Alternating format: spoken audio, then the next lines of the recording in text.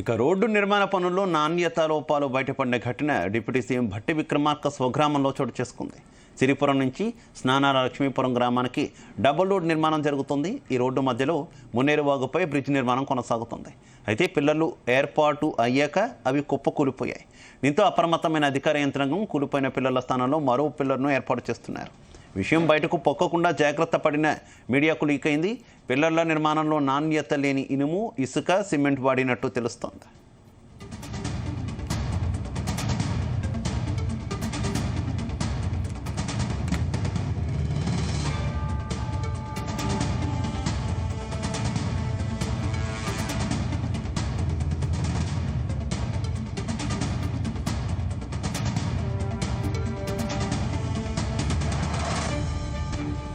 పిల్లర్లు పూర్తయి దానిపై స్లాబ్ పడ్డాక రాకపోకలు కొనసాగి పిల్లర్లు కూలిపోతే భారీ ప్రమాదం జరిగేదని స్థానికులు చర్చించుకుంటున్నారు. అయితే మట్టి టిప్పర్లు పిల్లర్లకు తగలడం వల్ల అవి కూలిపోయాయని పొంతలేని సమాధానాలు అధికారులు చెబుతున్నారు. అధికారుల పర్యవేక్షణ లేకపోవడంతో కాంట్రాక్టర్లు తమ ఇష్టారీతిన నిర్మాణాలు చేస్తున్నట్టు ఆరోపణలు వస్తున్నాయి. డిప్యూటీ సీఎం నియోజకవర్గం, పైగా ఆయన స్వగ్రామంలో ఈ ఘటన జరగడంతో మిగతా చోట్ల పనుల పరిస్థితి ఎలా ఉన్నాయోనన్న చర్చ నడుస్తుంది. ఇదే విషయానికి సంబంధించి మరింత సమాచారం మా కరెస్పాండెంట్ యాకేష్ అందిస్తారు. యాకేష్. Good evening Shiva. ఖమ్మం జిల్లా డిప్యూటీ సీఎం భట్టి విక్రమార్క సొంత నియోజకవర్గంలో, ఆయన సొంత గ్రామంలో కూడా నాసిరకం పనులు బయటపడుతున్నాయి. ప్రధానంగా భట్టి విక్రమార్క స్వగ్రామం స్థానాల లక్ష్మీపురంలో ఒక బ్రిడ్జి నిర్మాణం కొనసాగుతుంది. ఆ నిర్మాణంలో ఉన్నటువంటి పిల్లర్ల సమయంలో, పిల్లర్లు ప్రస్తుతం నిర్మిస్తున్నటువంటి సమయంలో ఒక పిల్లరు హఠాత్తుగా కూలిపోయింది. దీంతో అక్కడ ఉన్నటువంటి అంతా కూడా అవాక్కైపోయారు. అసలు నాసిరకం నిర్మాణం, ఇతర మెటీరియల్ వాడినటువంటి క్రమంలోనే కూడా ఈ పిల్లరు కూలిపోయినట్టు తెలుస్తా ఉంది. ప్రధానంగా అటు సిరిపురం స్థానాల లక్ష్మీపురానికి మధ్య డబల్ రోడ్డు నిర్మాణం కొనసాగింది. అయితే ఆ ప్రాంతంలో మున్నేరు వాగు రోడ్డు మీద ప్రవహిస్తున్నటువంటి నేపథ్యంలో చిన్న బ్రిడ్జ్ ఉంది. ఆ బ్రిడ్జి సరిపోవట్లేదు, రాకపోకలకు ఇబ్బంది అవుతున్నటువంటి క్రమంలో ఒక కొత్త బ్రిడ్జిని డిప్యూటీ సీఎం భట్టి విక్రమార్క మంజూరు చేయించారు. 3.5 కోట్ల రూపాయలతో కూడా ఈ బ్రిడ్జి నిర్మాణ పనులను మొదలయ్యాయి.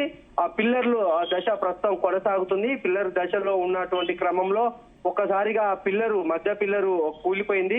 మిగతా పిల్లర్లు కూడా కొంత అనుమానాలకు ఉన్నటువంటి క్రమం కనిపిస్తా ఉంది. అయితే కూలిపోయినటువంటి ఆ పిల్లరు 2-3 రోజులు అవుతున్నా కూడా అధికారులు దాన్ని బయటికి పొక్కకుండా చాలా జాగ్రత్త పడ్డారు. పిల్లర్ అంతా కూలిపోయిన తర్వాత ప్రస్తుతం ఆ పిల్లర్ ని తొలగించి దాని స్థానంలో మరొక పిల్లర్ ను నిర్మిస్తున్నామని అధికారులు చెప్తున్నారు. అయితే ఎందుకు కూలిపోయిందని అడిగిన దానికి ఎలాంటి పొంతలనేని సమాధానం ఉంది. ప్రస్తుతం ఆ పిల్లర్లు పరిసర ప్రాంతాల్లో ట్రాక్టర్లు, ట్రిప్పర్లు అన్ని కూడా తిరుగుతున్నాయి.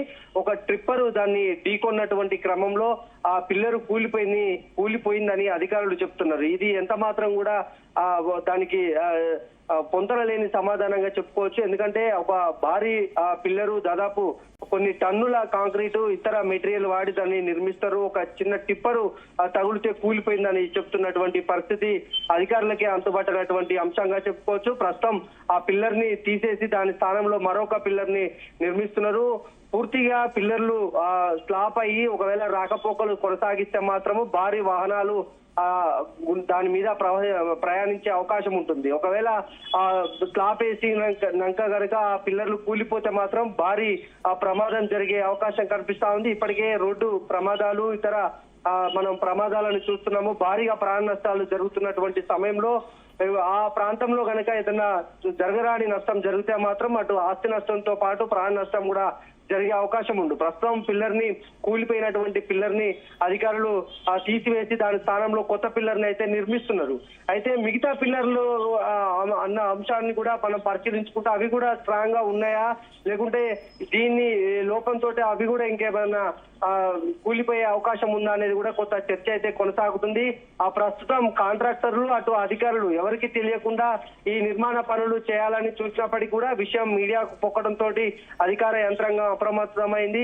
అక్కడ ఉన్నటువంటి ఆర్ఎన్బి అధికారులు పిల్లరు కూలిపోయినటువంటి పిల్లర్ ని ఇప్పటికీ పరిశీలించని సందర్భాన్ని చూసుకోవచ్చు. అక్కడ ఉన్నటువంటి సూపర్వైజర్లు, ఇతర చిన్న అధికారులందరూ కూడా దాన్ని తీసేసి కొత్తగా నిర్మిస్తామని చెప్తున్నారు. ఒక డిప్యూటీ సీఎం నియోజకవర్గం, ఆయన సొంత గ్రామంలోనే ఈ తరహా ఘటన చోటు చేసుకుంటే మిగతా ప్రాంతాల్లో పనులు ఏ విధంగా జరుగుతున్నాయని కూడా స్థానిక ప్రజలు చర్చించుకుంటున్నటువంటి పరిస్థితి.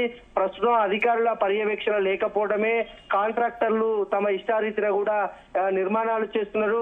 నిర్మాణాలు చేసి అటు ప్రజాధనాన్ని కొల్లగొట్టడంతో పాటు పెను ప్రమాదాలు జరిగితే మాత్రము ప్రాణ నష్టాలు కూడా జరిగే అవకాశం ఉంది.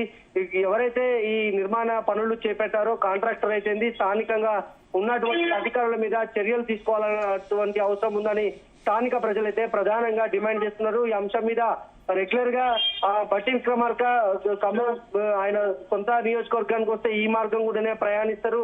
ఒక పర్యవేక్షణ లేకపోవడము ఈ కాంట్రాక్టర్లకు ఆడింది ఆటగా పాడింది పాటగా మారిందని చెప్పుకోవచ్చు. Okay, thank you.